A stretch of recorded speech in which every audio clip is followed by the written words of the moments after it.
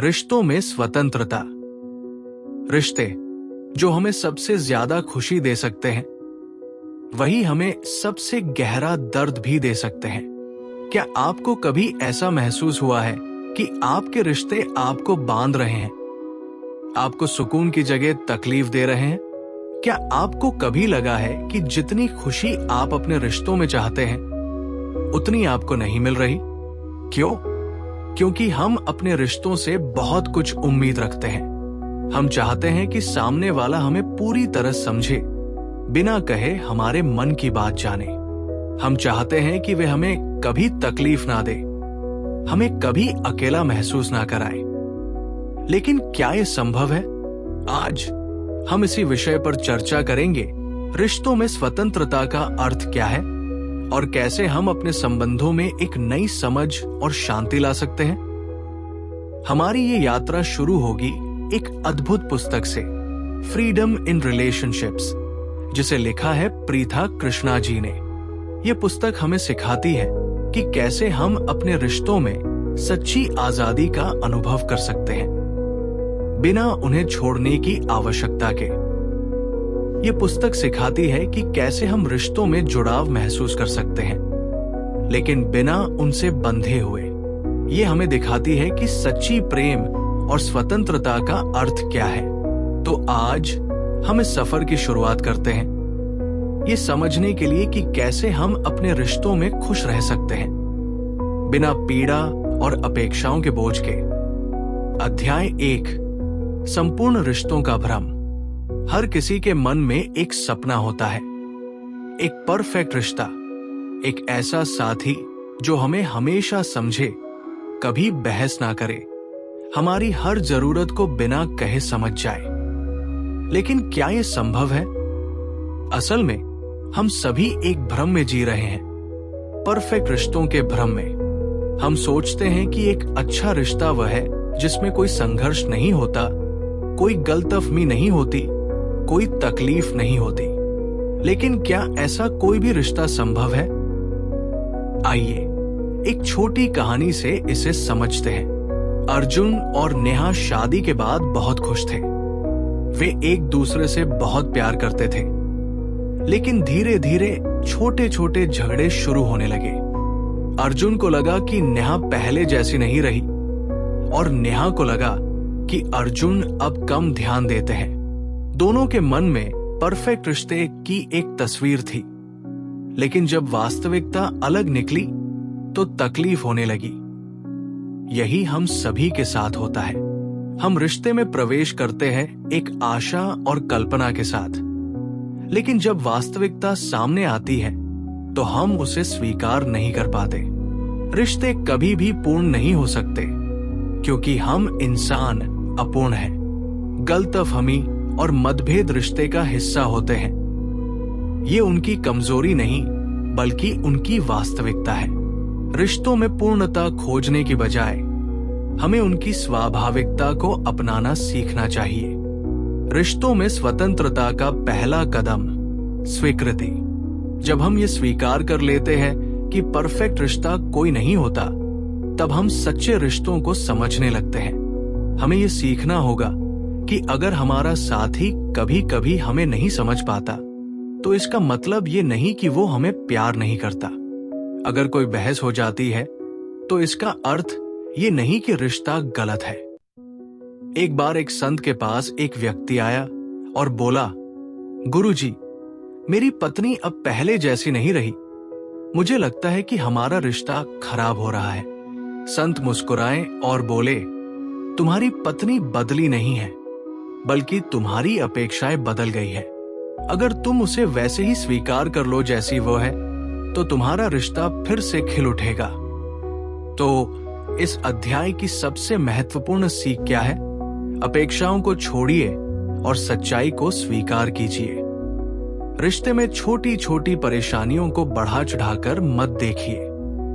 हर रिश्ता अपने आप में अनूठा होता है।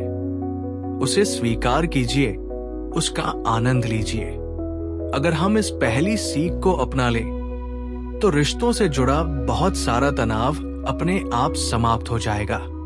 अध्याय 2, अतीत का बोझ। क्या आपने कभी सोचा है कि आपकी वर्तमान भावनाएं और प्रतिक्रियाएं कहीं न कहीं आपके अतीत से जुड़ी होती हैं? हम जो भी अनुभव अपने बचपन में या पिछले रिश्तों में करते हैं, वे हमारे वर्तमान संबंधों को प्रभावित करते हैं। इस अध्याय में प्रीथा कृष्णा हमें ये सिखाती है कि अतीत का बोझ हमारे वर्तमान रिश्तों को कैसे प्रभावित करता है और हम इससे कैसे मुक्त हो सकते हैं। एक बच्चा जिसका बचपन में माता पिता से ज्यादा ध्यान नहीं मिला, वो बड़ा होकर अपने साथी से हर समय ध्यान और मान्यता की अपेक्षा करने लगता है। जब उसका साथी व्यस्त होता है तो उसे महसूस होता है कि उसे नजरअंदाज किया जा रहा है। ये उसकी वर्तमान वास्तविकता नहीं, बल्कि उसके बचपन का अधूरा भावनात्मक अनुभव है। हम सभी के अंदर अतीत के अनुभवों की छाप होती है। जब हम रिश्तों में प्रतिक्रिया देते हैं तो ये अक्सर हमारे पुराने घावों का प्रतिबिंब होता है। हमारे अतीत के अनुभव वर्तमान संबंधों को प्रभावित करते हैं। असुरक्षाएं और डर बचपन की परछाई बनकर रिश्तों में उभरते हैं। इन पैटर्न्स को समझकर और स्वीकार करके हम उनसे मुक्त हो सकते हैं। रिश्तों में स्वतंत्रता का दूसरा कदम, अतीत को छोड़ना। हमारा अतीत हमारे साथ चलता है, लेकिन हमें उसे अपने भविष्य पर हावी नहीं होने देना चाहिए। एक व्यक्ति जो पहले धोखा खा चुका है, वो हर नए रिश्ते में अविश्वास और डर के साथ प्रवेश करता है। वो सोचता है कि हर कोई उसे छोड़ देगा। ये डर उसे स्वतंत्र रूप से प्यार करने और रिश्ता निभाने से रोकता है। प्रीथा कृष्णा कहती है कि जब तक हम अपने पुराने घावों को पहचान कर उन्हें ठीक नहीं करेंगे, तब तक वे हमारे जीवन पर हावी रहेंगे। तो इस अध्याय की सबसे महत्वपूर्ण सीख क्या है? अपने अतीत को पहचानें और समझें कि वह आपकी भावनाओं को कैसे प्रभावित करता है। अपने डर और असुरक्षाओं को स्वीकार करें ताकि वे आपके रिश्तों पर हावी न हों। माफ करें खुद को, दूसरों को और अपने बीते अनुभवों को।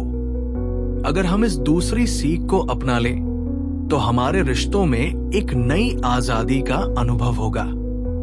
आपके रिश्तों में स्वतंत्रता और प्रेम की ऊर्जा बनी रहे, यही मेरी शुभकामनाएं है। अध्याय 3, संघर्ष और उसका सच। क्या आपने कभी सोचा है कि किसी भी रिश्ते में संघर्ष क्यों होता है? हम अक्सर सोचते हैं कि अगर दो लोग एक दूसरे से प्यार करते हैं तो उन्हें कभी झगड़ा नहीं करना चाहिए। लेकिन क्या यह सच है?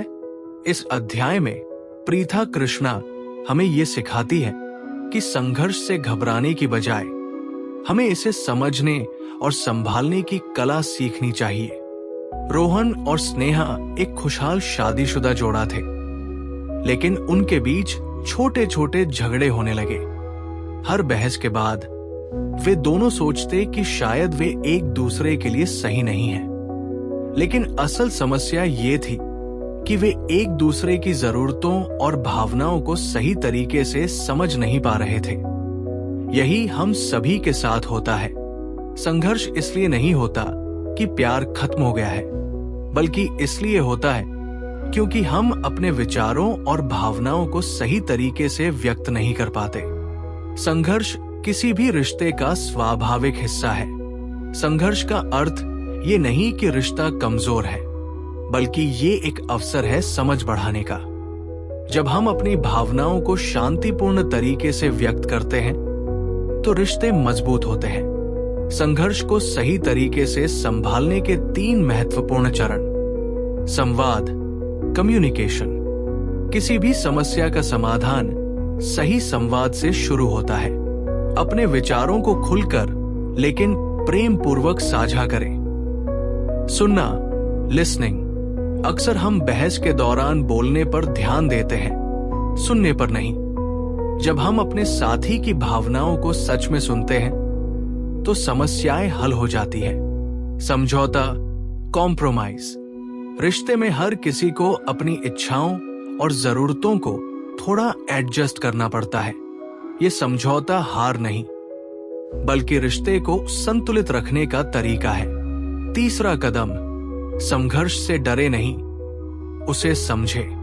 तो इस अध्याय की सबसे महत्वपूर्ण सीख क्या है? संघर्ष रिश्ते का अंत नहीं, बल्कि उसे मजबूत करने का जरिया हो सकता है। सही संवाद, धैर्य और सहानुभूति से कोई भी बहस प्रेम में बदल सकती है। हर रिश्ता कुछ समझौते मांगता है, लेकिन ये प्रेम को कमजोर नहीं करता, बल्कि और गहरा करता है।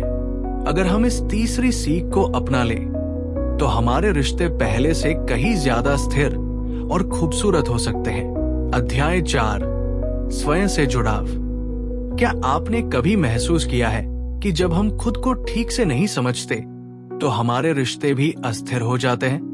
कई बार हम दूसरों से इतनी अपेक्षाएं रखते हैं कि हम भूल जाते हैं कि सबसे पहले हमें खुद को समझने और अपनाने की जरूरत है। प्रीथा कृष्णा इस अध्याय में हमें ये सिखाती है कि रिश्तों में स्थिरता और शांति लाने के लिए सबसे जरूरी चीज है स्वयं से जुड़ाव। स्वयं से जुड़ने का महत्व। हम अपने जीवन में कई भूमिकाएं निभाते हैं। एक दोस्त, एक साथी, एक माता पिता, एक कर्मचारी। लेकिन क्या हमने कभी सोचा है कि इन सभी भूमिकाओं के बीच हमारा असली स्व कौन है? जब हम खुद को गहराई से नहीं जानते, तो हम अपनी खुशियों और दुखों के लिए दूसरों पर निर्भर हो जाते हैं। ये निर्भरता हमारे रिश्तों में तनाव पैदा कर सकती है। अगर आप किसी भी रिश्ते में अधिक उम्मीदें रखते हैं, तो इसका कारण ये हो सकता है कि आप स्वयं से पूरी तरह जुड़े नहीं हैं। स्वयं से जुड़ाव के अभाव के लक्षण। हर खुशी के लिए दूसरों पर निर्भर रहना। हमेशा ये महसूस करना कि कोई आपकी भावनाओं को नहीं समझता। हर समय असुरक्षित या असंतुष्ट महसूस करना। अपने विचारों और इच्छाओं को नजरअंदाज कर देना। अगर ये संकेत आपके जीवन में मौजूद हैं, तो आपको खुद को समझने और अपनाने की जरूरत है। स्वयं से जुड़ने के 3 महत्वपूर्ण चरण। आत्मस्वीकृति, सेल्फ एक्सेप्टेंस। क्या आप अपने आप को वैसे ही स्वीकार कर सकते हैं जैसे आप हैं, बिना किसी तुलना, बिना किसी पछतावे के? स्वयं से जुड़ने की यात्रा आत्मस्वीकृति से शुरू होती है। जब हम अपने गुणों और कमियों को स्वीकार करते हैं, तो हम दूसरों से भी वही अपेक्षा करना बंद कर देते हैं। अपने सकारात्मक गुणों को पहचानें और उनकी सराहना करें। अपनी कमजोरियों को समझें और उन्हें सुधारने का प्रयास करें। खुद को बिना शर्त प्यार करें। आत्म देखभाल, सेल्फ केयर। आप दूसरों का ख्याल तभी रख सकते हैं जब आप खुद का ख्याल रखें। स्वयं से जुड़ने का दूसरा चरण है आत्म देखभाल। ये केवल शारीरिक स्वास्थ्य की बात नहीं है, बल्कि मानसिक और भावनात्मक सेहत का भी ध्यान रखना शामिल है। हर दिन अपने लिए समय निकालें। ध्यान, योग और रचनात्मक कार्यों में संलग्न रहें। स्वस्थ आदतें अपनाएं और अपने शरीर की सुनें। आत्मनिरीक्षण, सेल्फ रिफ्लेक्शन। जब हम खुद से गहरे सवाल पूछते हैं, तो हमें अपने जीवन के उद्देश्य का एहसास होता है। रोज कुछ मिनट निकालकर अपने जीवन के बारे में सोचें। क्या आप सच में खुश हैं? क्या आपको कुछ बदलने की जरूरत है? अपने विचारों को लिखें। एक जर्नल रखना मददगार हो सकता है। रिश्तों में अपने व्यवहार को समझने की कोशिश करें। जो चीजें आपको खुश करती हैं, उन पर ध्यान दें। नेहा हमेशा चाहती थी कि उसके पति उसे ज्यादा समय दे, लेकिन जब उसे ये समय नहीं मिला, तो वो निराश हो गई। बाद में उसे एहसास हुआ कि वो खुद के साथ समय नहीं बिताती थी, इसलिए उसे अपने साथी से ज्यादा उम्मीदें थी। नेहा ने आत्म देखभाल और आत्मनिरीक्षण को अपनाया और धीरे धीरे उसने पाया कि जब वो खुद से संतुष्ट होती है, तो उसे अपने रिश्ते में भी शांति और स्थिरता मिलती है। स्वयं को जाने, रिश्तों को मजबूत करें। रिश्तों में स्थिरता और स्वतंत्रता पाने का सबसे महत्वपूर्ण तरीका है स्वयं को जानना और अपनाना। स्वयं से जुड़े बिना हम दूसरों से संतुलित और स्वस्थ रिश्ते नहीं बना सकते। जब हम खुद को समझते हैं तो हमारी अपेक्षाएं कम होती हैं और हम रिश्तों में अधिक संतुष्ट रहते हैं। स्वयं से जुड़ने के लिए आत्म स्वीकृति, आत्म देखभाल और आत्मनिरीक्षण को अपनाएं। अध्याय 5, सीमाएं निर्धारित करना। क्या आपने कभी महसूस किया है कि कुछ रिश्ते हमें खुशी देने के बजाय हमें मानसिक रूप से थका देते हैं? प्रीथा कृष्णा हमें इस अध्याय में सिखाती है कि किसी भी रिश्ते में संतुलन बनाए रखने के लिए सीमाएं तय करना बहुत जरूरी है। सीमाएं क्यों जरूरी है? सीमाएं हमें ये तय करने में मदद करती है कि हम अपने समय, ऊर्जा और भावनाओं को कहाँ खर्च करें।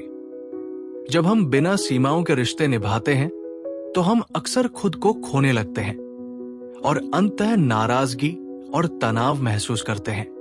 जब लोग आपके समय और स्थान का सम्मान नहीं करते, जब आपको हमेशा अपने फैसले सही ठहराने पड़ते हैं, जब आप खुद को किसी भी रिश्ते में बोझिल महसूस करते हैं।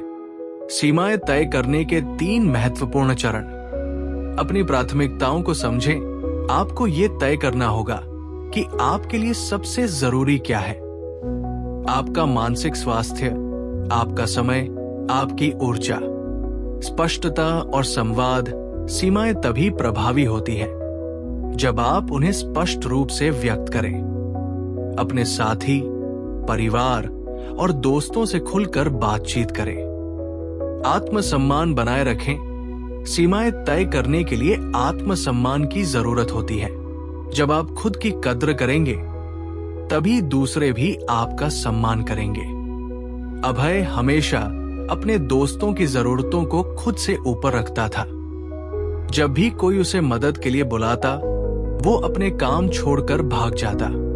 धीरे धीरे उसे एहसास हुआ कि वो खुद के लिए बिल्कुल भी समय नहीं निकाल रहा था। एक दिन उसने तय किया कि उसे सीमाएं तय करनी होंगी। उसने अपने दोस्तों से कहा कि वो केवल तभी मदद करेगा जब वो खुद मानसिक रूप से तैयार होगा। इससे उसके रिश्ते बेहतर हुए और उसने खुद को भी संतुलित पाया। सीमाएं तय करें, खुशहाल रहें। सीमाएं तय करना स्वार्थ नहीं, बल्कि आत्मसम्मान का प्रतीक है। जब आप अपने समय और भावनाओं का सम्मान करेंगे तो दूसरे भी करेंगे। अपने रिश्तों में संतुलन और खुशी पाने के लिए सीमाएं तय करें। अध्याय 6, अस्वस्थ रिश्तों से बाहर निकलना।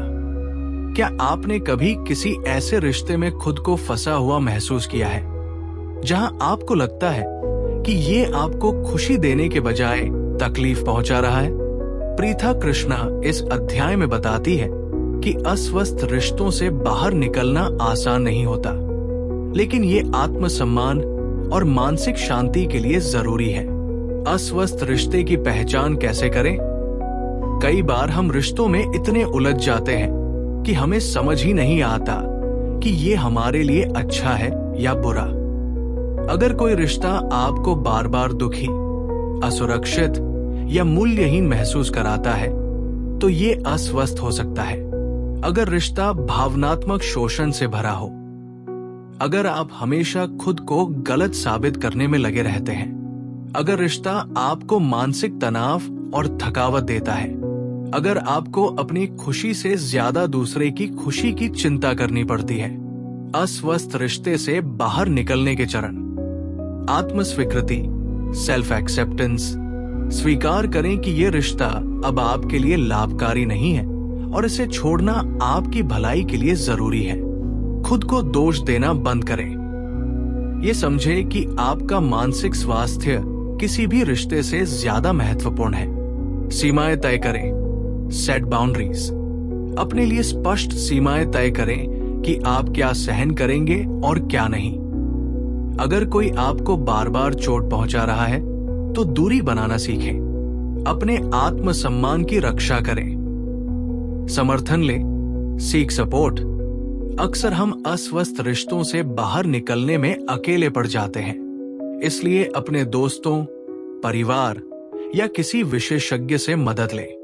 अपनी भावनाओं को किसी भरोसेमंद व्यक्ति से साझा करें। जरूरत पड़े तो थेरेपी या काउंसलिंग का सहारा लें। संध्या एक रिश्ते में थी जहां वो हमेशा खुद को छोटा महसूस करती थी। उसका साथी उसे बार बार नीचा दिखाता और उसकी भावनाओं की कद्र नहीं करता। शुरू में उसे लगा कि शायद समस्या उसी में है, लेकिन जब उसने आत्मनिरीक्षण किया तो उसे एहसास हुआ कि ये रिश्ता उसे धीरे धीरे तोड़ रहा था।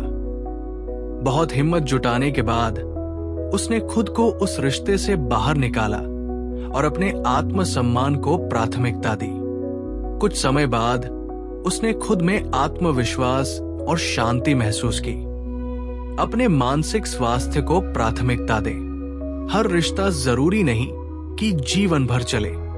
खुद को किसी भी तरह के शोषण या मानसिक प्रताड़ना से बचाएं। जो रिश्ता आपको खुशी और समर्थन नहीं देता, उसे छोड़ने से मत डरें। अध्याय 7, बिना शर्त प्रेम की शक्ति। क्या प्यार का असली रूप बिना किसी शर्त के हो सकता है? बिना शर्त प्रेम का मतलब ये नहीं कि आप विषाक्तता को सहन करें, बल्कि इसका अर्थ है प्यार को अपेक्षाओं और नियंत्रण से मुक्त करना। बिना शर्त प्रेम का सही अर्थ। जब प्रेम नियंत्रण, भय और अहंकार से मुक्त होता है तो ये अपार आनंद का स्रोत बन जाता है। ये केवल रोमांटिक संबंधों में ही नहीं, बल्कि मित्रता, परिवार और आत्म प्रेम में भी लागू होता है। स्वतंत्रता, स्वीकृति और कृतज्ञता से प्रेम करें, न कि नियंत्रण और अपेक्षाओं से। बिना शर्त प्रेम और मानसिक शांति। हम अक्सर रिश्तों में अपनी खुशी को दूसरों की प्रतिक्रिया और मान्यता पर निर्भर कर देते हैं, लेकिन सच्चा प्रेम तभी खिलता है जब हम उसे पूर्ण स्वतंत्रता और स्वीकृति के साथ अपनाते हैं। सच्चे प्रेम में कोई शर्त नहीं होती, ये पूर्ण स्वीकृति पर आधारित होता है। जब हम बिना अपेक्षाओं के प्रेम करते हैं तो हम अधिक मानसिक शांति महसूस करते हैं। बिना शर्त प्रेम हमें स्वतंत्रता और आंतरिक संतोष देता है। बिना शर्त प्रेम अपनाने के व्यावहारिक तरीके। आत्म प्रेम को प्राथमिकता दें। आप किसी और को तभी सच्चे दिल से प्रेम कर सकते हैं जब आप खुद को पूर्ण रूप से स्वीकार और प्रेम करें। अपने गुणों और कमियों को स्वीकार करें। स्वस्थ सीमाएं निर्धारित करें ताकि आपका आत्मसम्मान बना रहे। स्वयं के साथ समय बिताएं और खुद को खुश रखने की जिम्मेदारी लें। दूसरों की स्वतंत्रता का सम्मान करें। सच्चा प्रेम दूसरों को बांधने की कोशिश नहीं करता, बल्कि उन्हें उनकी स्वतंत्रता के साथ स्वीकार करता है। अपने प्रियजनों को उनकी पसंद और निर्णय लेने की स्वतंत्रता दें। दूसरों की गलतियों को क्षमा करें और उन्हें सीखने का अवसर दें। किसी रिश्ते को स्वामित्व की भावना से न देखें। अपेक्षाओं को त्यागें। जब हम बिना किसी स्वार्थ के प्रेम करते हैं तो हमें बदले में कुछ पाने की अपेक्षा नहीं रहती। हर रिश्ते में केवल देने का भाव रखें, लेने की अपेक्षा न करें। जब आप प्यार बांटते हैं तो ये आपके जीवन में कई गुना होकर वापस आता है। प्रेम को एक व्यापार की तरह न देखें जहां बदले में कुछ पाने की आशा हो। क्षमा और समर्पण का अभ्यास करें। बिना शर्त प्रेम में क्षमा करना एक महत्वपूर्ण भूमिका निभाता है। पुरानी गलतियों को बार बार याद करने की बजाय उन्हें जाने दें। अपने रिश्तों में किसी भी प्रकार की कड़वाहट को जगह न दें। हर अनुभव को सीखने के अवसर के रूप में देखें। आरव और सिया बचपन से दोस्त थे।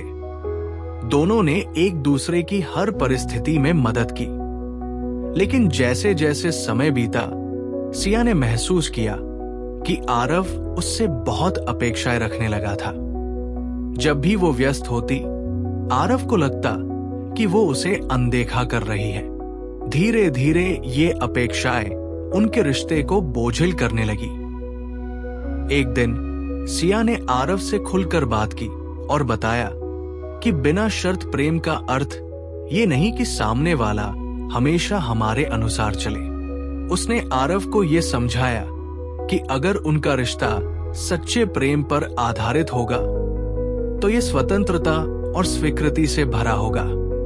आरव को ये बात समझ में आई और उसने अपनी अपेक्षाओं को छोड़कर सिया को वैसे ही स्वीकार करना शुरू किया जैसे वह थी। इस बदलाव से उनका रिश्ता और मजबूत हो गया और वे पहले से भी अधिक खुश रहने लगे।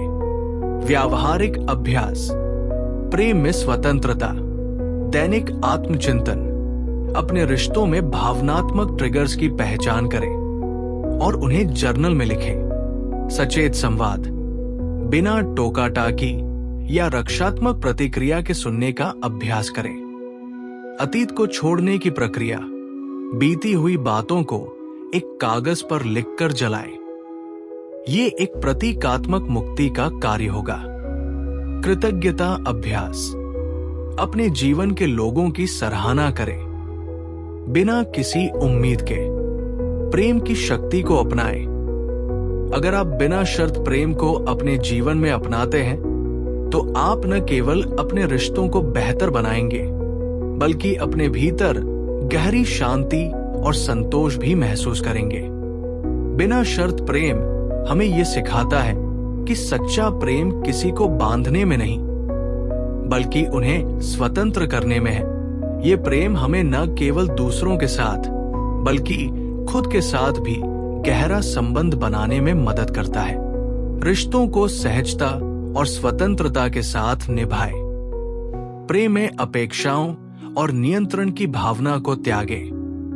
हर व्यक्ति को उनकी मौलिकता में स्वीकार करें और बिना शर्त प्रेम करें। कौन इस पुस्तक को पढ़े? जो लोग रिश्तों में संघर्ष कर रहे हैं, जो लोग अतीत के घावों को भरना चाहते हैं और सचेत संबंध बनाना चाहते हैं, जो प्रेम, संबंध और आंतरिक शांति पर आध्यात्मिक ज्ञान चाहते हैं। अगर आपको यह वीडियो पसंद आया तो लाइक करें, सब्सक्राइब करें और अपने विचार नीचे कमेंट करें।